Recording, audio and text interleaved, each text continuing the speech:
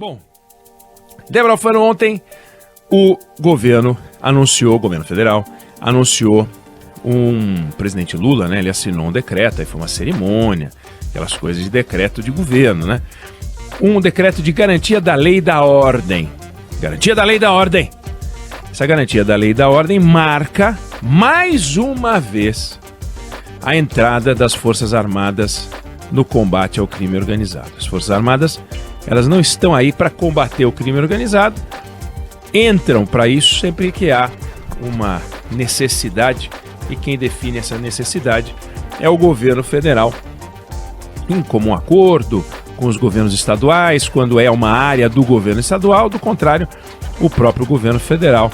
Nenhuma das GLOs, nenhum dos decretos de garantia da lei e da ordem, que a turma chama de GLO, assinou uma GLO, nenhuma delas deu certo, nenhuma deu certo, nenhuma deixou um legado, nenhuma deixou saudade. Claro, durante a operação, só que o mundo não é uma operação, mas durante a operação, claro que você tem redução da taxa de criminalidade, quem é que é maluco, bandido, não é bobo, a não ser esses doidos aí que assaltaram o quartel, roubaram o quartel para pegar a arma, mas eram militares que roubaram as armas. Mas, do contrário, a turma não é maluca de roubar na frente do quartel, né? Roubar na frente do soldado, roubar na frente do tanque. Mas aí o tanque vai embora, né? Essa GLO vai até maio do ano que vem, pode ser prorrogada como qualquer GLO. O governo diz, não, essa aqui vai ser diferente. Ela é diferente, de fato, porque não é uma intervenção na segurança pública de algum estado, no caso Rio de Janeiro ou Bahia, né? Bahia vive o caos na segurança pública. Mas o governo federal não fala da Bahia, né? Porque a Bahia é governada pelo PT. Então não vamos falar da Bahia, vamos falar do Rio de Janeiro, que tá o caos, e tá o caos mesmo. E dessa vez o que vão fazer é uma tentativa, fazer o seguinte. A Marinha, que é da água, vai cuidar de porto. Então pega o porto de Itaguaí, pega o porto de Santos e lá vão cuidar. A Aeronáutica, que é do ar, cuida dos aeroportos. Galeão, Guarulhos. E o Exército, que é da terra, cuida de patrulhar as fronteiras, né? O Exército e a Aeronáutica vão atuar na fronteira do Paraná, Mato Grosso do Sul. Aí vai ter uma ampliação da atuação na Baía da Guanabara, Sepetiba, acesso ao Porto de Santos, Itaipu, Lago de Itaipu. E a lógica é, vamos tentar dar um sufoco para evitar que a droga entre pelas fronteiras e para que a droga seja mandada para fora pelos aeroportos, pelos portos. Como lógica, a droga entra por um canto, sai por outro, vamos tentar fiscalizar mais os lugares por onde ela entra e sai. Quem olha fala, pô, legal. É uma operação. Segundo o ministro da Justiça, Flávio Dino, 3.700 homens vão ser mobilizados. E o trabalho começa na semana que vem. A Constituição, ela garante ao presidente essa convocação das Forças Armadas quando entende que as forças de segurança, ou entende que a estrutura atual em vigor de segurança não é suficiente para dar conta do recado. Pode não ser suficiente porque falta gente, pode não ser suficiente porque está desorganizado. No caso do Brasil, nós vamos conversar um pouquinho sobre isso. Com a GLO, as Forças Armadas podem revistar, podem prender, podem fazer tudo do que é o clássico do policiamento. E é evidente, as pessoas não aguentam mais a criminalidade. A criminalidade no Brasil é uma epidemia, é uma coisa enlouquecida. Mata-se por tudo, mata-se por qualquer motivo. Boa parte do crime é produzido pelo crime organizado, boa parte dos homicídios, boa parte dos assaltos e boa parte também é do crime desorganizado. Então tem de tudo. E a gente, obviamente, torce para os mocinhos para que vençam os bandidos. Não tem como a gente falar, não vamos fazer nada. Não, tem que fazer. Só que quando a gente vê o que os bandidos conquistaram de território, o que os bandidos controlam de território, eu me refiro à milícia, me refiro a Comando Vermelho, para falar de Rio de Janeiro. E quando a gente vê para que os militares foram escalados nessa GLO, a chance de dar certo, ou seja, dos mocinhos vencer os bandidos, que é o que a gente quer, é muito baixa. É muito baixa. E a chance dessa GLO, quando terminar, dar em nada, é muito grande. E vamos torcer para que o governo surpreenda, né? Governos raramente surpreendem para o bem, né? Surpreende para o mal. Diz que vai fazer uma coisa, não consegue, promete entregar uma obra, ela não fica pronta. Então é difícil você ter uma surpresa positiva, né, vindo do governo. O governo é aquele clássico, né, de onde você menos espera que venha alguma coisa, é de lá que não vem nada. E de governo é de onde você menos espera que venha alguma coisa, e em geral realmente não vem nada. O governo está prometendo que dessa vez vem, né? A gente tem que ter uma noção de que quando a gente fala de efetivo, e eles estão falando que vão colocar quase 4 mil homens, 3.700 homens, você tem que dividir isso por 4. Porque não ficam todos trabalhando 24 horas por dia, 7 dias na semana. Não é assim que funciona. Então tem escala. Então você vai ter menos de 1.000 trabalhando simultaneamente e os outros descansando para poder render os que estão trabalhando. Na fronteira estão falando em colocar 2.000, ou seja, 500 caras trabalhando simultaneamente. E com isso a gente tem que ver, vai sufocar a entrada de droga no Brasil? Será que 500 pessoas aumentando a fiscalização, reforçando a fiscalização numa região, né, numa fronteira que tem a distância que equivale a que vai da sua casa até Tóquio, vai fazer alguma diferença? Eu gostaria que sim, mas é preciso ter uma tecnologia que a gente ainda não tem, é preciso ter uma organização que a gente ainda não tem, e é preciso ter uma coordenação que, infelizmente, e esse deveria ser o papel do Ministério da Justiça e da Segurança Pública, uma coordenação que a gente não tem, né? Esse é o trabalho difícil que a gente não vê sendo feito. As milícias no Rio de Janeiro, por exemplo, elas controlam um território na Grande Rio que passa de 3,5 milhões de pessoas. Os traficantes, os comandos vermelhos da vida, controlam outros 3 milhões. Ou seja, um território onde vivem mais 3 milhões de pessoas. Será mesmo que os traficantes vão sentir o baque? Porque nós vamos ter uma fiscalização em portos, que hoje já existe uma fiscalização em portos. Não é que os portos são um território livre. Os portos são fiscalizados. E porque são fiscalizados, a toda hora a gente encontra cargas de droga. Com esse reforço, a intenção do governo é inibir ainda mais a ação dos traficantes para mandar dinheiro, para mandar droga para fora. Nós temos razões para, e quando eu digo razões, são os vários estudos que existem sobre a ação do crime organizado e sobre o combate ao crime organizado e sobre como o Estado deve combater o crime organizado.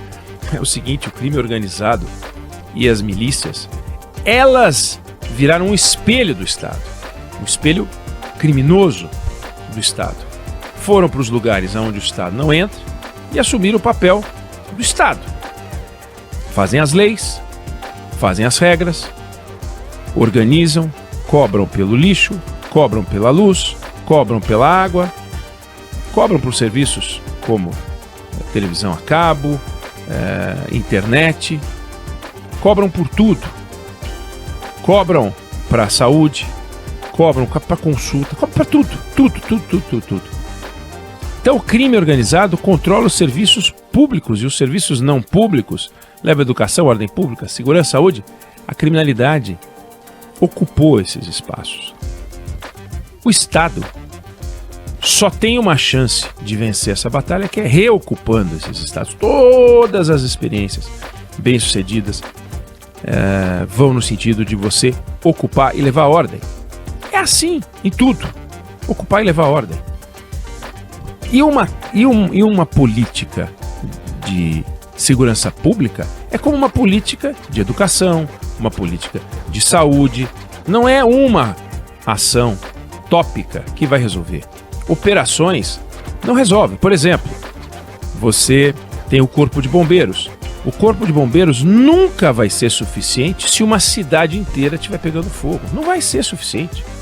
Não adianta.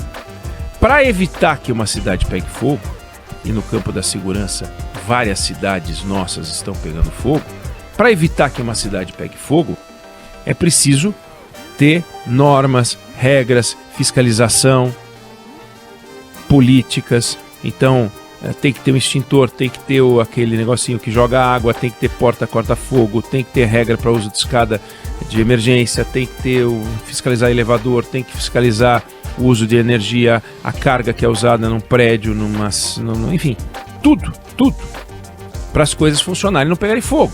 Isso vale para a eletricidade, vale para o gás, vale para o armazenamento de produtos que são inflamáveis, vale para tudo, tem regra. São regras. E essas regras só são seguidas quando há fiscalização. Isso vale para o combate ao fogo e vale para a educação também. Regras. Como funciona, quantos professores, quantas escolas, quantos alunos por sala, quantas provas por ano, quantas disciplinas tem que estudar, o que fazer quando um aluno atua de forma indisciplinada. E a gente vê como é difícil. Tanto que a toda hora a gente vê problemas. Você vai fazer uma avaliação do ensino no Brasil, você vê que os alunos não estão bem em linguagem, não estão bem em matemática, chegam no ensino médio e não aprenderam o que deveriam aprender. Isso num lugar onde tem uma política, onde o município atua, onde o Estado atua, onde o governo federal atua, e mesmo assim a gente vê a dificuldade que é na área da educação. Saúde pública, mesma coisa. Combate à dengue, campanhas de vacinação, é tudo complicado. Aí a gente vai na segurança pública e é o terreno aberto para demagogia. Programas que têm nomes, apelidos, nominho fofinho e empulhação, muita empulhação. O sujeito assume um posto, começa a ser um empulhador, um enganador e fica prometendo para a sociedade aquilo que não tem condições de entregar. E a todo instante a gente vê isso. A situação da segurança pública no Brasil está grave? Está gravíssima. O presidente Lula fala em participação efetiva do governo, participação ativa do governo, para ajudar os governos do Estado, para ajudar o Brasil a se livrar do crime organizado. Palavras do presidente na cerimônia em que ele assinou o decreto de garantia da lei e da ordem. O governador do Rio de Janeiro pedindo apoio federal para combater o crime organizado. Nós tivemos aí há alguns dias, final de outubro, aí, ônibus queimado, trem queimado, porque uma operação policial terminou na morte de um miliciano e aí a milícia reagiu. A gente esperando que, quando a milícia age, quando o traficante age, o Estado reaja, e o que a gente está vendo é exatamente o contrário. A reação do crime organizado, a reação da milícia e o Estado acuado. E com o Estado acuado, chega essa GLO, que vai atuar de forma tópica, pontual em alguns cantos, e em algum momento vai parar. E vai ficar o quê? Vai restar o quê? Todas as outras GLO deixaram o não legado. Deixaram essa pergunta. Tá, serviu para quê? Serviu para, durante aquele período, produzir paz, mas a gente quer uma paz permanente. A gente quer uma reorganização do Estado permanente. A gente quer que o Estado e a polícia ajam de forma permanente no combate à criminalidade. Agora, polícia como no Rio de Janeiro, sem Secretaria de Segurança Pública, não dá. Polícia como em vários lugares, inclusive no Rio de Janeiro, tomadas pela corrupção, não dá. Polícia Federal entrando para prender policial corrupto, um vexame para a polícia do Rio. É o desafio do governador Cláudio Castro. Herdou um sistema bichado, tem um sistema bichado para administrar. Como? Nos batalhões, nos vários bairros do Rio e nas várias cidades principais do Estado, os batalhões, as delegacias, da Polícia Civil. Como? Eles têm a temperatura, eles sabem quem são os milicianos, eles sabem quem comanda o crime organizado. Como a gente vai fazer esse combate para pegar os caras? É fechar o acesso às favelas? É fechar o acesso ao rio? Não sei. Eu sei que, do jeito que está, no modelo que o governo federal entrou, na forma de operação, GLO, a gente não vai conseguir estruturar algo que seja a recoordenação, talvez nunca tenha estado coordenado, uma coordenação das ações do Estado brasileiro no combate ao crime organizado. Polícias integradas, tecnologia. Hoje tem tecnologia, por exemplo, para você pegar uma estrada, colocar um scanner, é caro o scanner, mas é mais caro o que a gente está passando. Colocar um scanner e os carros vão passando normal, uma velocidade mais baixa, dá para saber que arma tem dentro, se tem arma, que droga que tem, se tem droga, etc. Sem ter que fazer blitz, sem ter que fazer nada. Dá para fazer, tem tecnologia para isso. Tecnologia que vem do combate ao terrorismo e que está à disposição para poder ser usada. Então tem vários exemplos internacionais de combate à criminalidade, de retomada de espaços públicos para evitar e tirar as pessoas da sensação de abandono. Não é sensação, elas estão abandonadas e entregues. E aí entra o governo federal, cadê as políticas que vão ajudar no combate à criminalidade? Na cabeça do ministro Flávio Dino, tudo está resolvido. Tudo está resolvido. Fizemos essa operação, GLO, show de bola, bacana, vamos para cima. Agora nós vamos mostrar para eles, só que é o seguinte, as consequências sempre vêm depois, né? Então, nós vamos saber depois, em maio, nós vamos fazer um saldo e ver o que mudou. O que mudou? Tem cerca de 10 mil fuzis em circulação hoje no Rio de Janeiro. Essa turma, esses militares vão conseguir dar apoio à polícia militar, dar apoio à polícia civil, ou vão ajudar a encontrar fuzis? Quantos nós vamos conseguir tirar das mãos dos traficantes, da mão das milícias? 500 fuzis, 600 fuzis? Esses os que você vai tirar. E quantos vão entrar nesse período? Entra por tudo que é lugar, não entra só por aeroporto, entra por pequenos aeródromos, pequenos aeroportos perdidos no interior de São Paulo, por várias estradas, não precisa ser só aquelas clássicas. Então, o que se tem é um crime organizado altamente capilarizado, com milhares de pessoas envolvidas. Prende um miliciano, logo ele é substituído por um outro miliciano. Tem que fazer o sufoco financeiro, também é difícil de fazer, muito cash nas operações, muito dinheiro vivo nas operações, até para proteção. Então, tem um universo complexo, que é muito mais complexo do que essa GLO pode resolver. Mais uma iniciativa, guarda por parte do governo uma vontade de protagonismo na área de segurança, e nós vamos torcer para que dê certo. Eu estou na torcida pessoal para que dê certo.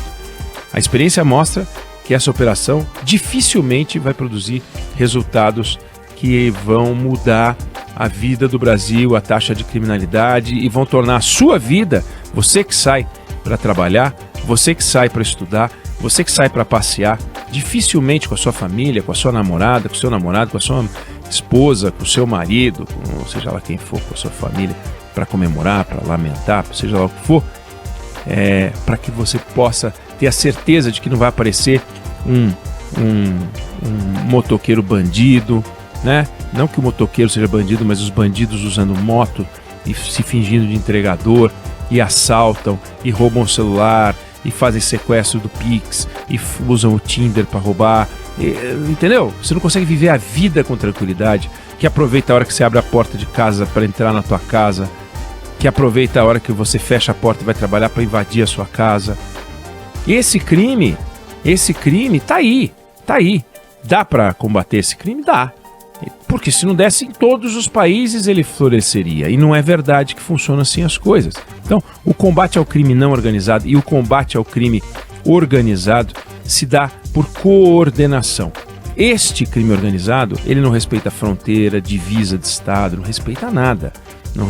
Não é uma questão social esse crime organizado. Embora ele recrute jovens, crianças que acabam entrando para o crime porque estão numa situação que os estimula.